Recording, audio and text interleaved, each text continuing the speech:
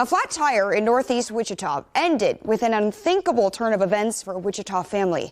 Their own investigation led to a web of questions and hopes of getting more laws changed. Exclusively on KAKE, Deb Farris takes a look at what police are calling a disturbing trend.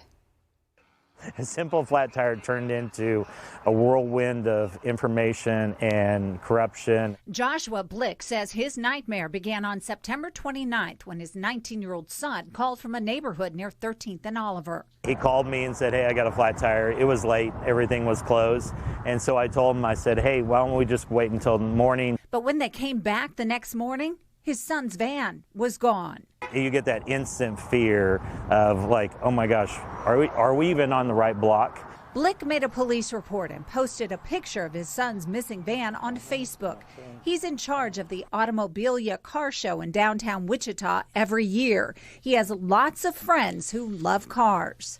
And boom, the messages started coming in. First, this picture from Tyler Grimes. He works at a shop about a mile from where Blick last saw the van. They were coming this direction on 13th, and they had stopped roughly there right against the curb and when they got out to investigate, and that's when I snapped a picture of them. He could see a white truck dragging the van west on 13th Street. Knowing kind of quite a few people in the car community, I was like, well, I have a picture of this van as it was being hauled off. Then another picture from a Facebook friend. Blick started driving around the area searching. But it was this video someone sent him that led him to somewhere he never dreamed of. I just don't buy regular vehicles, junk vehicles, emphasis on the junk. And now we find out that somebody stole our vehicle and they're advertising that they're buying and selling vehicles that are scrap vehicles. After days of searching, Blick finally found his son's van, but it was too late. It was here at a scrapyard and it was crushed. This is how he found it. At All Metal Recycling in North Wichita. The company told Blick it bought the van from the same guy who was advertising to buy and sell junk cars. The process, depending on what kind of vehicle they have, can take literally seconds. Sergeant Trevor McDonald heads the Wichita Police Department's larceny section. He's seen a huge spike in auto thefts across the city, and he says what happened to Joshua Blick's son is a problem. We're seeing some of that where these individuals come around with their private tow trucks or trailers and load up what they say are scrap vehicles on the side of the road and take them off to be destroyed.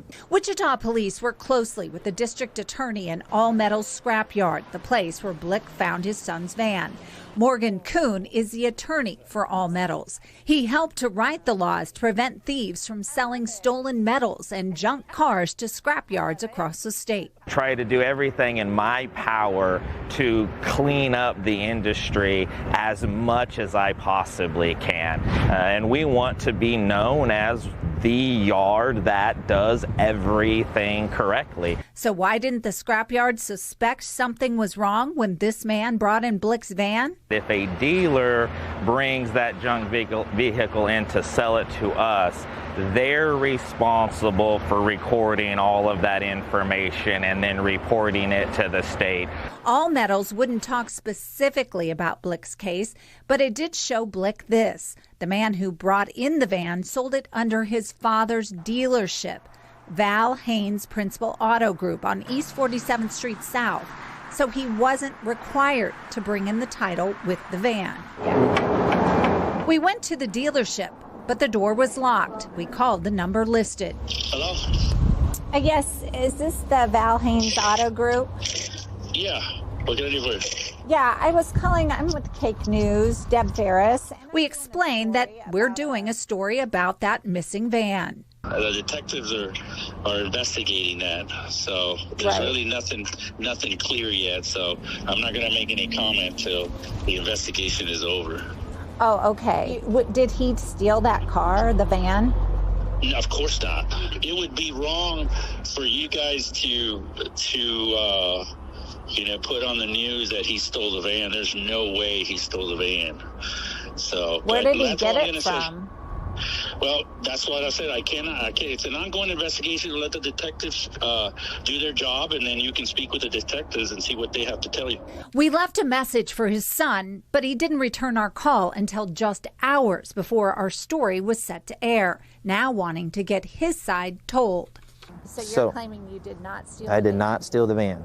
Emilio Valentin says yes, he had the van, but he didn't steal it. He says he bought it from a friend. It was in front of my buddy's house. So your buddy called you and said, hey, I've got this van. And did he give you a title? No title, but he gave me his ID, he signed the bill of sale, and we went off with the van. We spoke with that friend. He claims to know nothing about the van. He says it was in front of his house one night.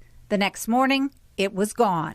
Just want to clear up my name that I didn't steal that van. I'm not a thief. I'm not, I'm a man of character, a man of integrity. I'm not a perfect person by any means, but I didn't steal. So how can you prove to the state that this van belonged to you? You need to talk to the scrap dealer, not us. Well, no, because they said you guys, as a dealer, you have to provide the title to the state. Well, I don't know any information on that. I'm just a worker, once again. I'm just a worker. I listen to my dad's, instructions. Detectives say they're requesting an appointment with the district attorney to get charges in the case against the suspect.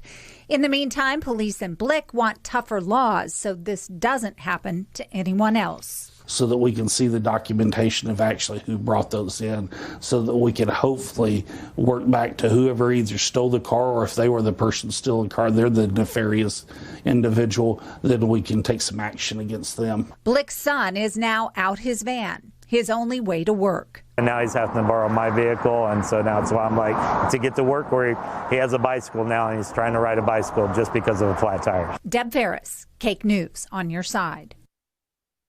Blick says he's working with local legislators to help draft some type of law to force everyone who brings in a junk car to provide a title, even if they're a dealer. All Metal says the Attorney General is investigating this case. The office has not returned our multiple calls to find out more.